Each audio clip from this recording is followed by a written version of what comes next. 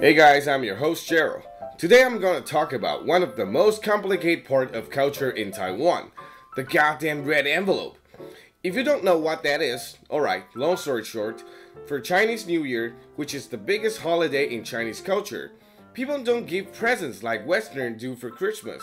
They give money in a red envelope, also for weddings. It's a very important part of the culture, and there's a very specific way to do it.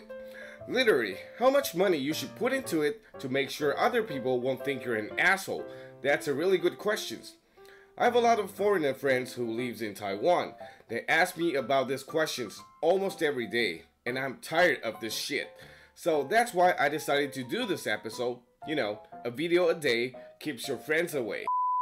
The amount of money in the red envelope depends on many different situations. If you're going to anticipate someone's wedding, most of the Taiwanese couple would choose a nice hotel or a fancy restaurant because the divorce rate in Taiwan is around 25%. It means you have about 75% of chance to endure the same person for the rest of your life. What a disaster. You will receive an invitation from the couple. It could be a real card or maybe an e-message.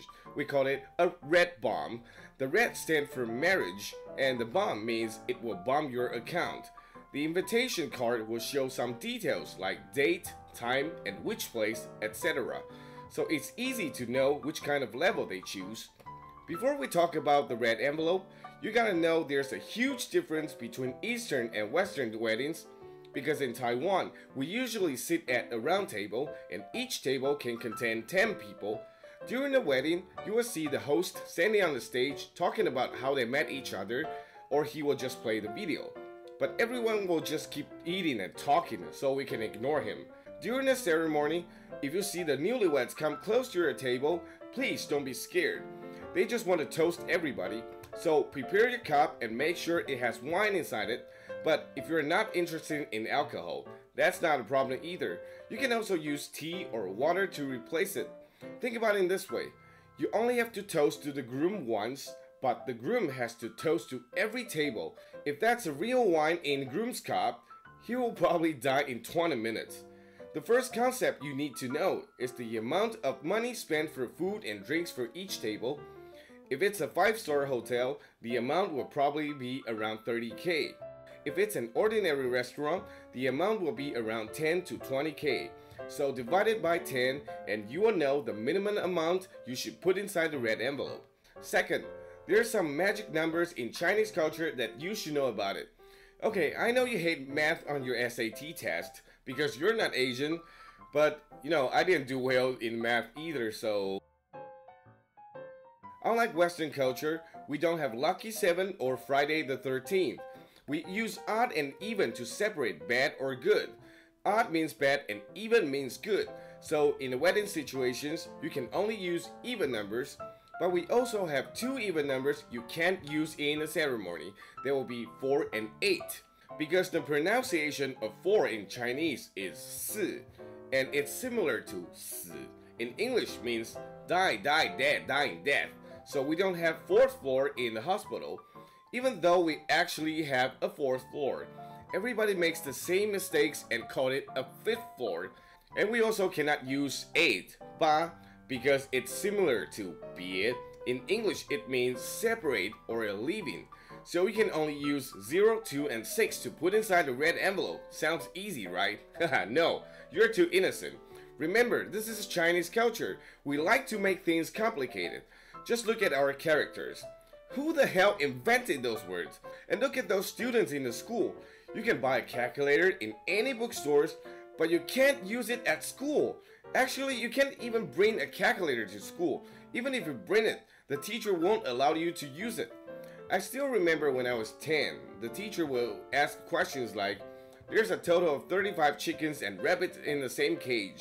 And there's a total of 94 legs, so how many chickens and rabbits in the cage? When I first saw these questions, I was like, what kind of idiot will put chickens and rabbits in the same cage? Will chicken attack the rabbit?